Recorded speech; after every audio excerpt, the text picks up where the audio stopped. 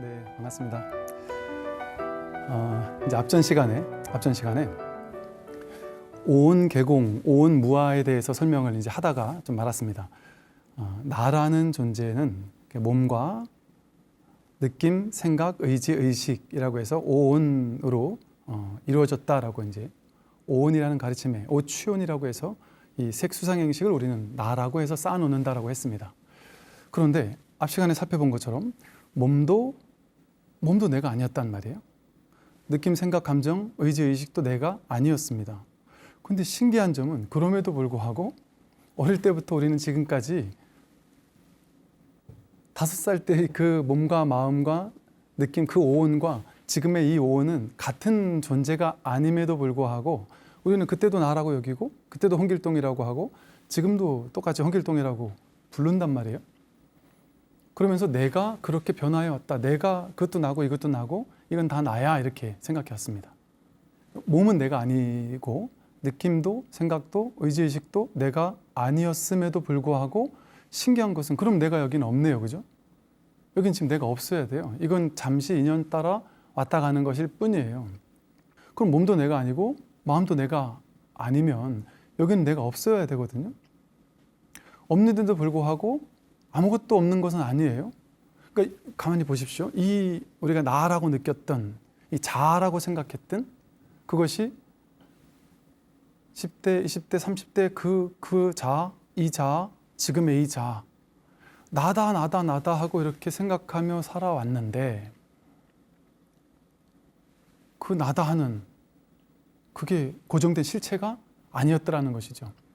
그러니까 어쨌든 여기 지금 나라는 건 있잖아요. 있으니까 지금 여러분들이 제가 하는 말을 듣고 있고 이렇게 몸의 감각을 느끼고 있고 이렇게 숨을 쉬고 있거든요. 보고 듣고 생각도 하고 느낌도 느끼고 다 한단 말이죠. 근데 이것을 도대체 그러면 무엇이 하는 걸까요? 이렇게 내가 있다는 것은 확실한데 지금까지는 오온이 이것을 한다고 생각했어요. 눈이 하지, 내 몸이 하지, 내 마음이 하지, 뭐 뇌가 하지 그러면서 생각해 왔었습니다. 그런데 가만히 조사해 봤더니 냉철하게 낯선 시선으로 파악해 봤더니 사유해 봤더니 몸도 내가 아니고 느낌, 생각, 의지의식도 내가 아니었다. 그 어떤 것도 나라고 할 것이 없음에도 불구하고 여기 이렇게 나는 있어요. 10년 전에도 있었고 20년 전에도 있었어요. 그럼 그 나는 뭘까요? 그 나는 언제부터 있었던 걸까요?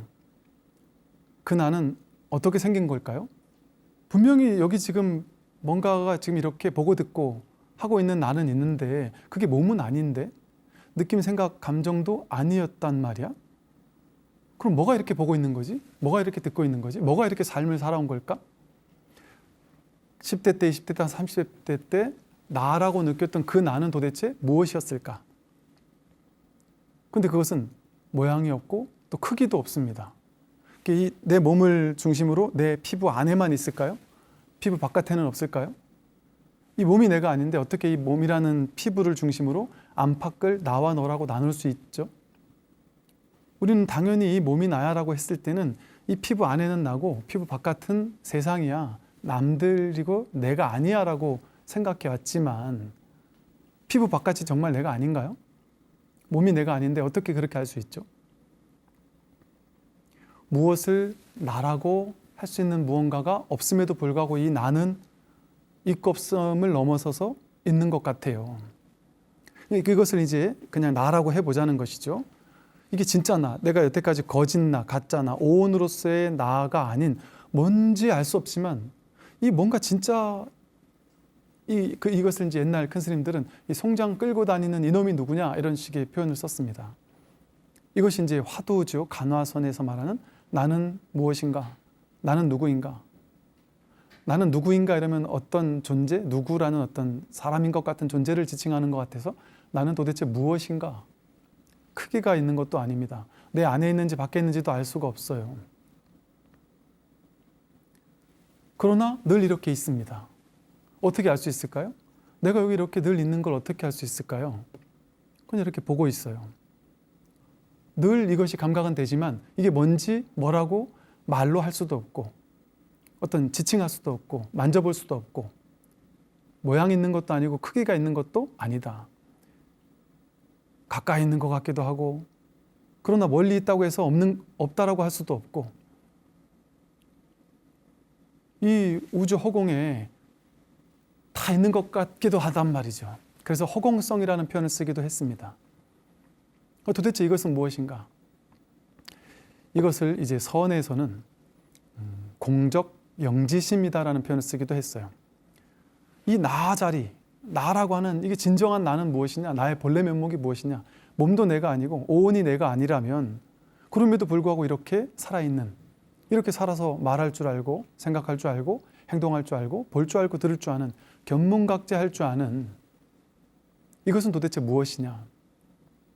이것은 텅 비어서 아까 그 10대 때의 나나 지금의 나, 이 나라는 이 자리에 있으면 이건 모양이 없잖아요. 크기가 없잖아요.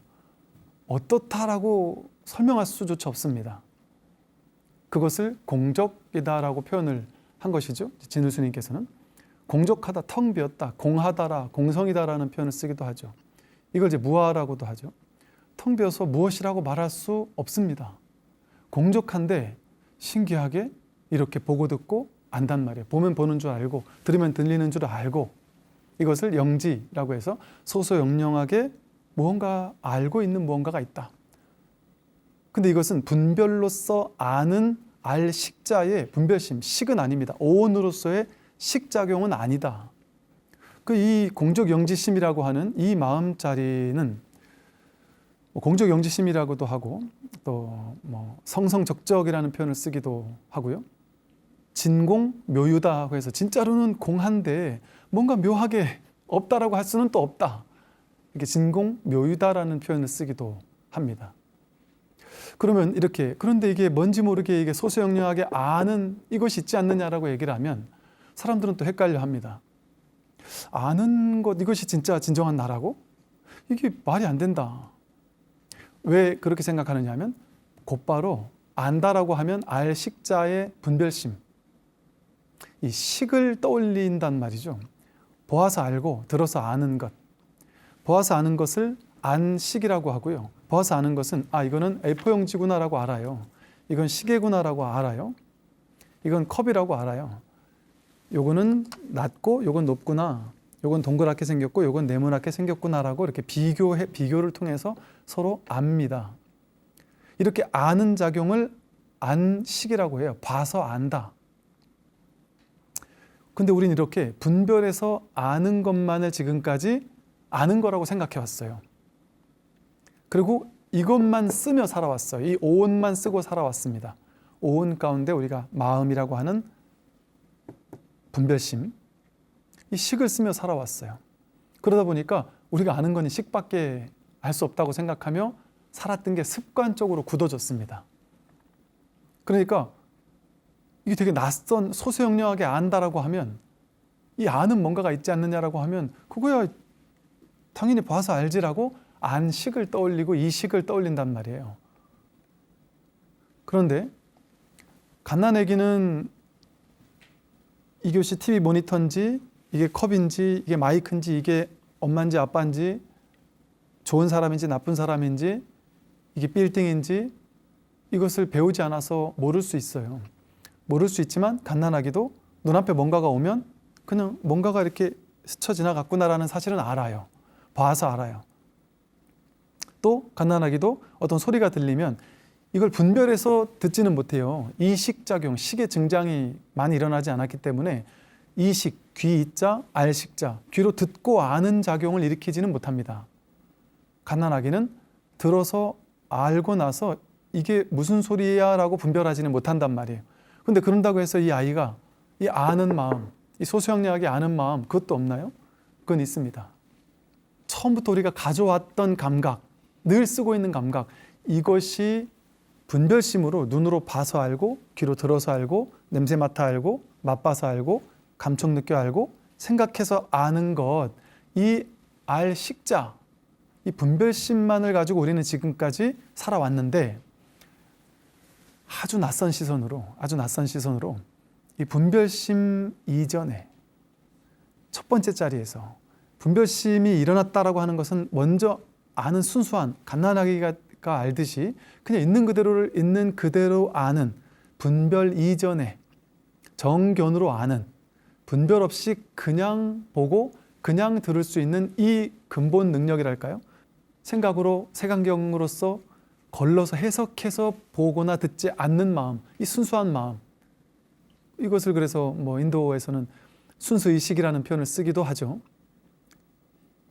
이름은 뭐라고 붙이더라도 중요하지 않은데, 우리가 여기 익숙하진 않지만 당연히 보자마자 분별하고 해석한 것만 우리는 익숙하잖아요. 그러다 보니까 이 그냥 보는 자리, 이것이 먼저라는 사실에는 낯선 거예요. 마치 뭐와 같으냐면 어르신들은 보면 이렇게 눈이 조금 안 좋으시다 보니까 여기 이렇게 선글라스 같이 이렇게 색감이 들어간 안경을 쓰시겠죠. 그럼 색감이 들어간 안경을 쓰면 그 색감을 통해서 이제 세상을 봅니다. 그러니까 세상을 약간 어둑어둑하게 보기도 하고 그러겠죠. 또 안경에 뭔가 먼지가 많이 끼면 세상이 흐릿하게 보이기도 합니다. 그러다가 안경을 싹 닦으면 또 깔끔하게 보이죠. 근데 우리는 세상을 보면서 안경 바깥의 세상만을 당연하게 보며 살아왔습니다. 안경 너머의 세상, 안경 너머에 보이는 세상을 분별해서 이건 뭐고 저건 뭐야 라고 그렇게 보며 살아왔는데, 이 공적 영지심에서 말하고 있는 이 나라는 자리, 이 마음이라는 자리, 이 자리에서 설명하는 바는 뭐냐 하면, 회광반조해서 안경 너머를 바깥으로 향한 시선, 바깥으로 봐서 시계야 컵이야라고 분별해서 보는 이 시선을 돌이켜서 여기서 이미 첫 번째 자리에서 이미 색안경이라는 필터를 바깥으로 우리는 보고 있지만, 이 색안경이라는 첫 번째 자리, 이 안경알을 우리는 단 한 번도 보지 않은 적이 없잖아요. 안경알을 통하지 않으면 안경 바깥 세상을 볼 수 없습니다. 당연히 우리는 첫 번째 자리로 안경알을 먼저 보고 그 다음에 세상을 보거든요. 그런데 우리는 안경 너머에, 안경 바깥에 있는 세상을 보는 거에만 익숙해 있고, 또 그것을 나라고 여기고 너라고 여기면서 좋은 건 더 갖고 싶고 싫은 건 버리고 싶고 더 좋은 걸로 내 주변을 치장하고 싶고, 이런 분별심, 취사간택심, 탐진치 삼독심, 이런 마음들에 구속되어서 살다 보니까 이 순수한 첫 번째 자리, 첫 번째 있는 그대로를 있는 그대로 보는 이 순수한 암, 이 자리는 익숙하지 않은 거예요. 그러나 이 자리가 없었나요? 이 공적 영지심이라고 말하는 이 텅 빈 그냥 소소영리하게 아는 이 마음이 우리에게 없었습니까? 언제나 있었어요. 이것이 없으면 우리는, 이 안경알이 없으면 세상을 볼 수 없습니다. 버스를 타고 서울에서 부산까지 가면 바깥 풍경이 펼쳐지는데, 우리는 항상 바깥 풍경만 좋구나 나쁘구나 이렇게 바라보지만 그 눈앞에 있는 유리창, 그것을 보지는 못했단 말이죠. 그런데 마치 이것과도 같은 시선의 전환이랄까요? 관점의 전환이랄까요? 난생 한 번도 해보지 못한 낯선 어떤 회광반조의 전환, 돌이켜서 바깥만을 보면서 분별하고 살아오던, 그래서 분별의 지식, 아르마리가 얼마나 많으냐 얼마나 적으냐가 인생에서 너무 중요하다고 느끼며 살아왔던 그러한 인식에서 문득 돌이켜서 회광반조해서 지금 여기 먼저 드러나고 있는 이 공적 영지심이라고 부르고 있는 이 진정한 나의 자리, 갓난아기 때도 나라고 했고 10대, 20대, 30대를 거쳐오면서 계속 나라고 했지만, 이 낯선 시선으로 보니까 몸도 내가 아니고 느낌, 생각, 감정, 의지, 의식이 내가 아니었는데도 불구하고 그래도 여기 내가 있다라는 것은 어쩔 수 없는 진실이란 말이죠. 여기 나는 늘 있어 왔단 말이죠. 근데 그 내가, 그 나라고 했던 그 나의 자리, 그 자리가 진짜 뭐냐? 여기에 우리는 관심을 가져보지 못했다. 마치 눈이 눈을 보지 못하는 것처럼 하나는 하나를 볼 수 없습니다. 우리가 본다라고 하는 것은 뭐냐면요. 여기서 이제 12처 18개의 교리가 여기서 생겨난 것인데요. 눈, 귀, 코, 혀몸 뜻이 나의 감각기관이 바깥에는 색성향 미촉법이라는 바깥 외부 대상을 접촉하면서 내 눈이 바깥 경계를 본다라고 둘로 나누어서 봅니다. 이걸 우리 중생들은 지금까지 본다라고 알고 살아왔던 거예요. 내 눈이 바깥 세상을 본다, 이것밖에 할 줄 모른단 말이에요. 이렇게 둘로 나누는 분별. 그러니까 내 눈이 바깥 세상을 볼 때 자연스럽게 분별의식, 안식이라고 하는 분별의식이 일어나요. 그러니까 여기서는 벌써 내 눈이 있고 바깥 세계가 있고 바깥 색경이 있고 거기 분별의식이 있고 이 세 개가 벌써 나누어지잖아요. 근데 법은 불이법입니다. 이렇게 둘로 셋으로 넷으로 쪼개지지 않습니다. 정말 내 눈이 바깥 경계를 보는 게 맞을까요? 그냥 순수한 이 첫 번째 자리에 있을 때는 사실은 그냥 먼저 봄이라는 이 하나의 자리, 이 하나가 먼저 드러나 있습니다. 여기는 둘로 내가 저것을 본다라는 그런 것이 없어요. 반야심경에서 말하듯 무안이비서신의 무색성향 미촉법 무안개 내지 무의식계가 진실입니다. 새벽부터 산을 올라가서 산 정상에 올라갔더니 설악산 정상에서 저 속초 바닷가가 쫙 보이고 그 위로 아침 해가 떠오르는 모습을 바라볼 때 그 생각으로 헤아릴 수 없는 그냥 그 압도되는 풍경 속에서 생각이 딱 멎은 것처럼 보는 그 봄은 내가 저것을 보는 그런 봄이 아닙니다. 그냥 봄 하나만이 있어요. 소수영령하게 보는 이 첫 번째 자리에서 보는 이 분별로서 보는 안식이 보는 개념이 아니란 말이죠. 그냥 이 봄 하나입니다. 여기에서는 나와 너가 둘로 나뉘어지지 않습니다. 이처럼 우리들은 아주 낯선 감각이지만 이 감각이 너무나도 낯선 감각이고 맨날 쓰고 살아왔고 맨날 이 속에 있으며 살아왔지만 마치 TV 브라운관에서 뭐 멜로 영화도 나오고 또 뭐 폭력 영화도 나오고 아주 잔인한 영화도 나오고 하잖아요. 뉴스도 나오고 다양한 것들이 내용물을 쫓아가면 온갖 다양한 것들이 이 브라운관 위에 생겨났다 사라졌다 생겨났다 사라졌다 합니다.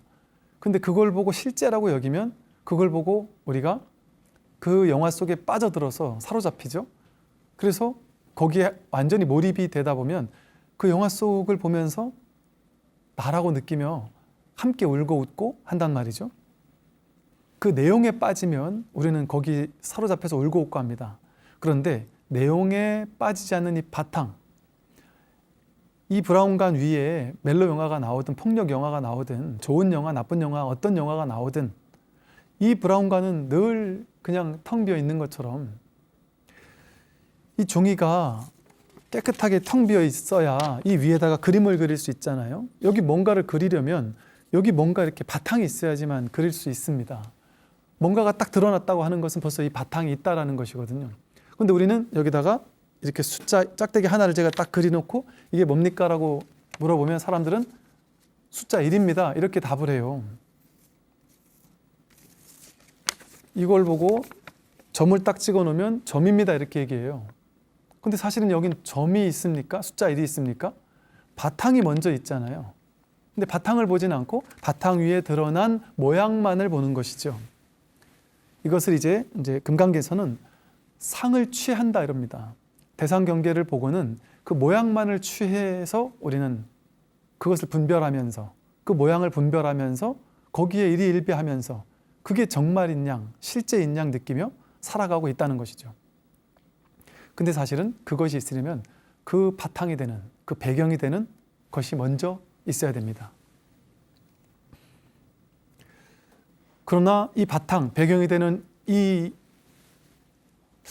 뭐랄까요? 그 선에서 쓰는 용어는 뭐 마음자리, 본래 면목, 주인공, 뭐 불성, 뭐 이런 식의 뭐 다양한 표현을 쓸 수 있어요. 그런데 이렇게 표현을 쓰면 또 어떤 사람들은 부처님 가르침은 무아인데 불성을 주장하는 사람들, 참나를 주장하는 사람들은 전부 다 외도다, 뭐 이런 식으로 얘기를 하는 분들이 계세요. 그것은 선을 제대로 잘 공부를 못 하셨거나 잘 모르는 분들일 겁니다. 선에서 깨달음의 단계 아닌 단계를 설명할 때 시부도를 설명하잖아요. 근데 시부도에 우리가 발심을 해서 도를 찾아요. 그래서 소를 찾습니다. 견적, 견우, 소를 딱 보고 소를 키우거든요. 소를 키우다가 나중에는 소가 사라집니다. 즉 시부도를 보면 중간에 소라는 것은 임시로 방편으로 잠시 중생을 교화하기 위해서 잠시 쓰는 방편일 뿐입니다. 어떤 실제적으로 그것이 실제로 있다 이렇게 할 수 있는 무언가가 아니다라는 것이죠. 그런데 불교 역사를 보면 2500년이 이어오면서요, 방편은 자꾸만 진화하고 진보하고 발전합니다. 저도 이제 그런 걸 느끼는데요. 제가 중고등학교 때 수학 문제 풀고 영어 공부할 때는 지금같이 이렇게 뛰어난 교수법이 좀 없었던 것 같아요. 그러니까 지금 영어 가르치는 분들 이렇게 가끔 보거나 수학 이런 게 한 번씩 보면, 야, 어떻게 저렇게 가르칠 수 있지? 나도 옛날에 저렇게 가르쳤으면 공부 정말 잘했을 건데 하는 이제 이런 생각을 하게 되더라고요. 그러니까 교수법은 나날이 발전하거든요. 그러다 보니까 우리말로 그러잖아요. 지금 젊은 친구들이 대학교를 갔다, 동국대를 갔다, 서울대를 갔다 이러면 우리 때 20년, 30년 전에 어르신들이 너 나랑 동문이구나 이러면 요즘 젊은 친구들은 동문 안 쳐준답니다. 왜냐하면 지금 애들이 옛날 사람들보다 훨씬 같은 대학교를 다녀도 훨씬 공부를 많이 하고 더 잘한다라는 거죠. 누가 그러더라고요. 그럴 법한 것이 그만큼 교수법이 뛰어나지니까. 그런데 불교 역사도 마찬가지입니다. 불교의 본질은, 이 법의 본질은 사성제에서 말하는 괴로움과 괴로움의 소멸이라는 이 깨달음의 자리는, 이 아무 일 없는 괴로움이 완전히 훅 불어 꺼진 자리, 번뇌망상이 사라진 자리, 그 자리는 달라질 수가 없습니다. 이 법은 변화될 수가 없습니다. 그러나 이 법을 가리키는 다양한 방편들은 끊임없이 변화 발전될 수도 있고, 또 그런가 하면 이 법이 사라지는 시대에는 또한 더 왜곡될 수도 있고 오염될 수도 있는 양면의 그 가능성을 다 갖추고 있는 것 같아요. 이 말씀을 드린 이유는 대표적으로 제가 느끼기에 인류 역사를 봐도, 불교 역사를 봐도 그렇듯이 선불교, 초기 선불교의 당나라 때의 그 초기 선불교의 그 육조 해능 스님, 남전, 마조, 황벽, 임제, 조주 하는 그 당시의 선의 황금기라고 불리는 그 당시의 직진심이라고 하는 이 선의 가르침, 이것이 다소 오해의 소지가 있을 수는 있죠. 왜냐하면 무아라는 가르침, 또 아트마는 그런 건 없다라고 얘기하는 그런 초기 불교에서 봤을 때는 뭔가 본래 면목, 주인공, 불성, 소를 찾으려고 하니까, 견성이라고 하니까 성품이라는 뭔가, 자성이라는 뭔가를 내세우는 것 같으니까 무아와 위배되는 것처럼 착각하는 그런 사람들이 있지만, 이 선의 가르침이야말로 놀라운 그 교수법의 아주 혁명적인 변화, 전환이 아닌가 하는 생각이 듭니다.